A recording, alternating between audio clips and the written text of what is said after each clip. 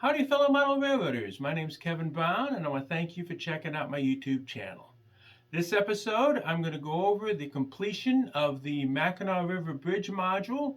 I had started that in my last video and it took a while to get it finished. This is the first time I've ever tried to do a water feature, and it was an interesting bit of trial and tribulation, so I hope you'll enjoy going over that with me. Before I get into that, there's two things I'd like to go over. First is a long overdue review of some wonderful freight cars that the people from Horizon Hobbies in Athens sent for me to take a look at. And after that, also some other new rolling stock for the layout. So yeah, sit back and enjoy, and we'll take a look at the process of finishing up that module. For some time now, I've been sitting on these two new Athearn boxcars that the good people at Horizon Hobbies was kind enough to send for me to look over. And by golly, I really like these things. They are definitely the era I want to do. They're 50-foot double door boxcars with roof walks. And I did some scanning through what photos I could find, and the detail on these things is spot on. Look at the detail on the lettering. Oh, very, very nice. And these will fit in very nicely on my layout, and I would guess any other layout more or less of the same vintage, anytime from the, I guess, early 60s through probably the 70s or 80s. So again, it's the sort of quality I've come to expect from Athearn. Very nice models, and they will definitely help me on my project to update, well, I guess backdate, the freight car collection. Other additions to the rolling stock on the layout are these three cars here. I never had a three-dome tank car before. I thought, that'd be kind of cool. Found it on eBay, pretty reasonable. I went to school in central Iowa and would go through Cedar Rapids quite a bit back and forth to school, and see a railroad there, the Cedar Rapids in Iowa City, kind of also known as the Crandick, go figure. And had gone for that. I figured that'd be nice. They started out actually as an interurban. I didn't realize that, so they've been around a long time, so they'll fit well with this era. And in addition, I got this wonderful Milwaukee Road 50-foot boxcar. I like the coloring on that to increase the Milwaukee's presence. And last but by no means least, I managed to win these Kato Bethgon protein gondolas from the Christmas contest at Cousin Vinny's. Those of you who don't know that BNSF 6951, I really recommend you check him out. Now these don't really go with my era, but my wife pointed out they do go with the era of her locomotive. So I figured we'll give it a shot. Let's see what they look like.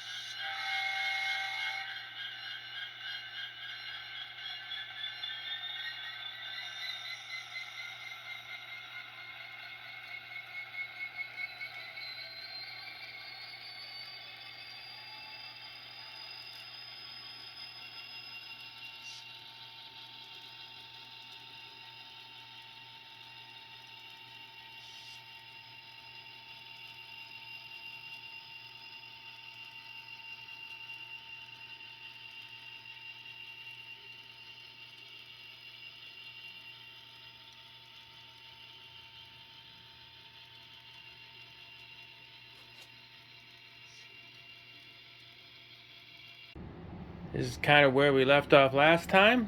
The only thing I've managed to get in there is the rock work for the bridge abutments. I think that turned out really well. So right now it's a matter of doing a little masking and starting putting some ground foam down.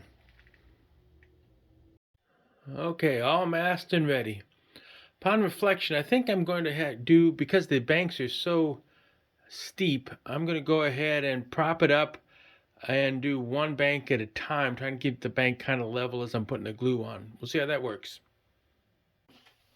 That's better. I'm going to brush on a little bit of scenic cement, which hopefully won't flow all over the place, and then put the basic coat of green down. I'm going to try and leave a little more showing than I usually do to have the bank have more of a rough consistency. So let's see how this all works out.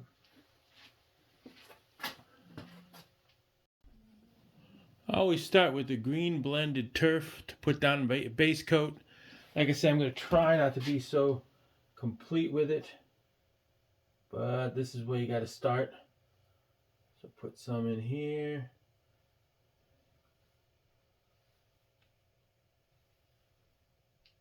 I think I'm going to rely more on the larger pieces of foliage for this to give it a more overgrown look.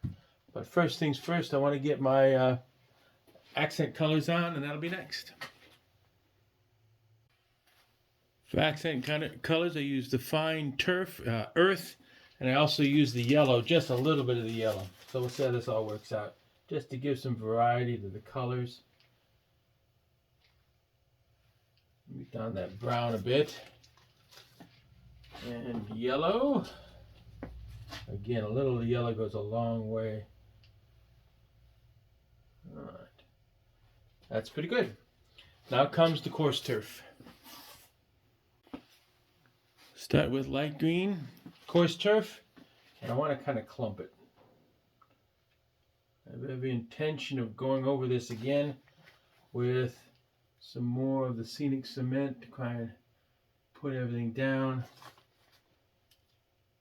That'll be good. And last but not least, medium green.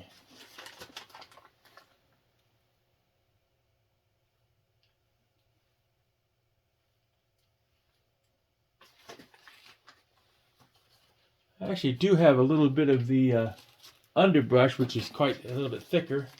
Put a couple pieces of that on, and put some more. I'll eyedropper on some scenic cement. We'll see how it all turned out. I couldn't resist. I put a little bit more of the fine turf on. I didn't want to be quite that blank. I'm pretty happy with that. So I'm going to let that dry for a bit and then do the other bank. It'll be the same thing. Okay, I've managed to put the basic ground foam on both banks. Try to let a little of the brown show through and make it a little more rugged looking. I'm pretty happy with that. So now it's just a matter of going through and putting the rest of the ground foam on the top sections, and that's the next. Okay, here's all the ground foam down. It's still kind of weeping a bit, the excess scenic cement. Oh no, I'm pretty happy with that. I'm gonna have to do some touch up on it, of course, but this isn't a bad start. I guess next it's time to start figuring out how to put the water in. That ought to be interesting. Okay, I put down a bead of silicone caulk on both sides where the river is going to be. And this is the basic caulk I used. Hopefully that'll keep all this gunk from leaking out. Next step, I'm going to let this dry overnight and then start pouring some river. Okay, here we go. We're going to try and pour the river. I've used my little torpedo level here, try and make this as level as humanly possible. And it already caulked both sides, and I hope like heck that it doesn't leak through. I've pre-measured out. This is Envirotex Light. It's kind of like a epoxy. I've measured out both. You need to mix the resin and the hardener in equal parts. I've got those all ready to go. So let's see what we end up with. Rather than get in trouble, I'm using old disposable containers.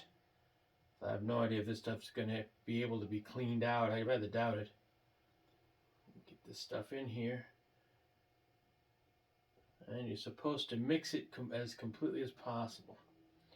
Got a supply of popsicle sticks here. We'll see how that works. I think that's about all I'm going to get out of those. Let's see what we get. It's really gooey. It's got to be mixed as well as I can get around it. You can tell, obviously, that it's the two components are different colors. One's amber and the other's clear. So you can kind of see pretty easily, actually, where it has been, or where it's mixed up and where it isn't. I got a little bit of time. Now I'm kind of guessing on the total amount of this I'm going to need for this project. That's a little over half, so in excess of 4 ounces each, or 8 ounces, I think. Maybe it's 8 ounces total. So a little over half of the amount. Keep stirring a bit. I'm going to get rid of this before I glue it in place permanently. Alrighty. Try to get in the corners. Now this stuff has a reputation of finding the teeny tiniest hole and leaking through it overnight. So we'll see how this all works. Alright. I think that's as good as it's going to get. So let's pour some of this goop. There it is, goop. I'm doing this wrong to see it.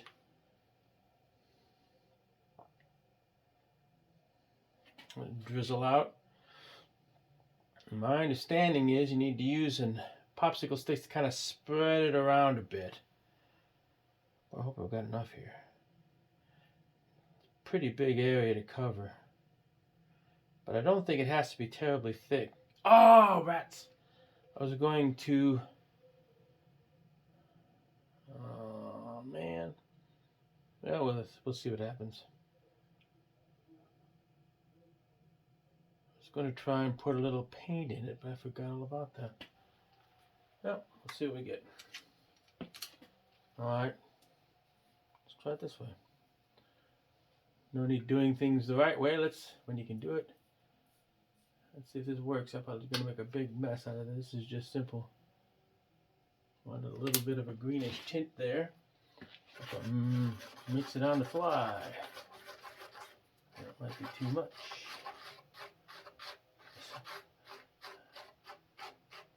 What was that old adage in all the commercials? Don't try this at home. It's probably not the way you want to do this.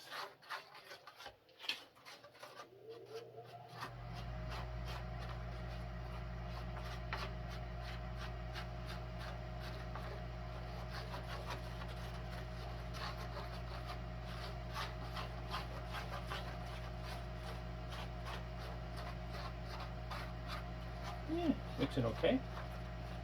Probably not a complete failure. Stay tuned. Gotta do over again. I probably wouldn't have put as much paint in there. But hey.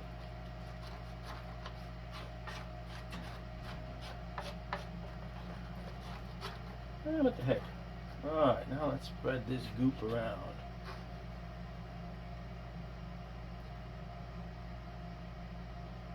Boy, I hope I've got enough here.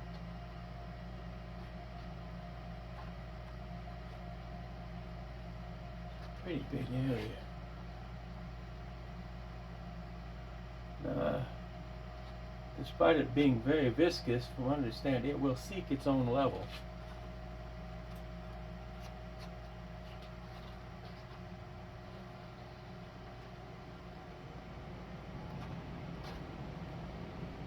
Guess it'll take a while to flow everywhere.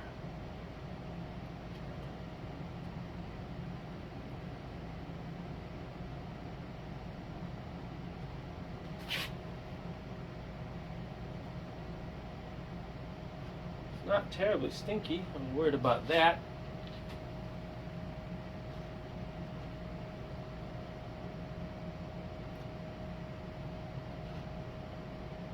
I kind of like the shade of that. I wanted to have a kind of a greenish tint with a brown base. Let's see how this all works.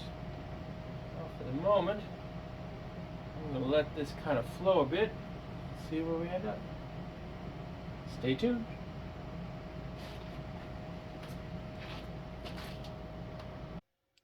Well, here we are a little bit later. It did kind of flow into all the areas it's supposed to, and I didn't take any footage of me feeling decided like a goof, having to blow down on any bubbles that show up, and they did. They popped immediately, and that worked out quite well. I really kind of like this. My goal was to have different shades showing through the greenish tint of the water. I'm pretty happy with it so far. So I guess now it's a matter of letting it set up and harden. We'll see how it looks. Well, here we are after it's all hardened. I let it sit for a solid week just to make sure everything was right. And I took the caulk off. More on that in a second. But I'm very pleased with the overall effect. I'm not so pleased with how much space the caulk took up. I thought I had put the caulk right on the edge, and clearly I hadn't. So there's a large area on both sides that doesn't have river. Well, crud, live and learn. So, I don't think there's any way I can add to that where it wouldn't show up anyway. So I'm going to try and hide the mistake with a little bit of trickery, and we'll see how that all works out. First things first, though, I've got to measure and see if the piece of wood that I was using for my center pier is still the right dimension. Now it's got to sit on top of the river stuff, so we'll see if I have to cut it down and start working on that as well. Now time for the pier. Here's the old piece I was using to hold stuff up. You can see it's just a chunk of 2x4. It's curved and it's not going to work out. And it's too wide. So I went ahead and decided to make this out of 2 glued together scrap pieces of 1/2-inch plywood. That works out pretty well. I've already got a coat of wood filler on the top. I'll probably have to do another one of them. And I've got this Plastistruct. You see the stone pattern. I got to glue that on the sides. So that's where I'm heading to. Okay, here's the pier after putting on the stone pattern and a little bit of paint, washing and dry brushing to give a variety of shades and to highlight the stonework. Even the top is kind of did a little dry brushing on that. So that's it. That's the last of the components I need to put all this together. So right now I'm going to reassemble the module. I've got to tack down the track and work on the touching up the bits of ballast that I couldn't get done, and also probably some ground foam. So I guess I'll work on all those little ticky-tack things. Those will take a little while to dry individually, and come back with a reveal of the completed module. Stay tuned. Well, here's the module in all its glory. I'm very pleased with the way this all turned out. The high reflectivity of the Envirotex, I really like how that turned out. And all in all, I'm quite happy with this. Now, the parts I'm not happy with, I've tried to find ways to hide. First and most obvious is I put a piece of trim on the front and painted everything that same semi-gloss black. And as you can see, if you get up high, it does manage to cover up the ickiness until you get right over it. And you'll see that I just painted that stuff the same sort of black. That's kind of a basic trick to make sure that your eyes aren't drawn to something you don't want to be drawn to. So from normal viewing angles, it looks quite well. The other part I wasn't too thrilled out was the other side. And all I did to make that less visible was I went ahead and painted that the same basic blue that I used for the skyboard. And it's a nice tight fit. So back from normal viewing angles, it looks quite nice. So that's this module done. So it's time to update my to-do list and move on. See you in a sec. Here's my previous sheet. Notice it's dated 9/11. It's been a long time coming getting this module done. I jokingly referred to this as the white whale to my Captain Ahab. It took a long time, but here it is, all finished now. We've got all 4 of these modules on that end, all complete. And frankly, all of the modules here are in pretty good shape too, so I just need to connect the 2 scenic areas, which would be Last Chance Gas and Observatory Hill. So those are my next projects. So enough of this project stuff. I haven't run a train in seemingly forever. That module's been out of the line. So let's run some trains and show off the new Mackinaw River Bridge.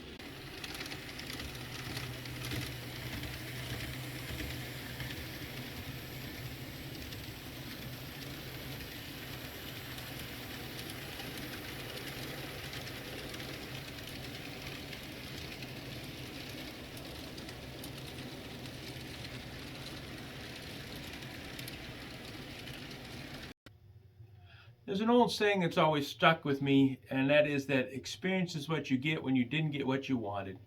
Now, I am very pleased with how that module has turned out and the water feature and all that, but if I were to do it again, I'd do it quite differently. First and foremost, mix the color before I started spreading it out. That'd be kind of nice. And probably use some variation on the same sort of trim piece I did put in there to act as a dam, so that the Envirotex would flow across the entirety of the river surface. I mean, but all in all, I'm very pleased with the final product, and I'm very, very pleased to have it finally done, because that's been something I've been working towards for some time. So that's a good thing. So yeah, that's the end of that. This is the part of the video where I start talking, where I usually talk about what's going on with my group, the N Scale of Bloomington Normal. Now, fortunately, things are starting to come back to life. For example, this next weekend, which is February 19th and 20th, there's going to be a big train show up in Madison, Wisconsin called Mad City. Now, some of our members are going to be up there affiliated with other groups. I'm thinking about doing a day trip up there if the weather holds, and it looks kind of iffy right now. If I do, I'll try and take some footage up there.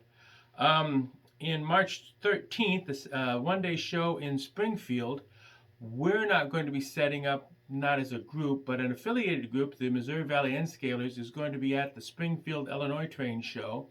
It's a one-day show setting up T-track modules, and that ought to be pretty interesting to see what's going on there. I don't know if I'm going to be able to make it for that, because a couple weekends later is on March 26th and 27th is the Urbana train show in Urbana, Illinois, and we are, as a group, going to be actually setting up in a public show. That's the first time we've done that in a long time. So I'm definitely looking forward to that. And followed by that, in April, the 22nd, 23rd, and 24th, is the Cornfield Free-Mo meet in McLean, Illinois. It's mostly an HO Free-Mo group setup, but they give us some area on the stage that they can't use, so we can set our toys up too. So that's several train shows coming up, and I've really missed those. So I'm looking forward to getting a chance to get out and set our modules up and meet the public and play trains and just have a good old weekend. So yeah, that's good news. Well, that's about all I have for this video. I hope you liked what you saw. If you did, please hit like and subscribe. And I'll catch you next time. And I'd like to leave you with some shots of my wife's train going over the new bridge module. Thank you very much for watching.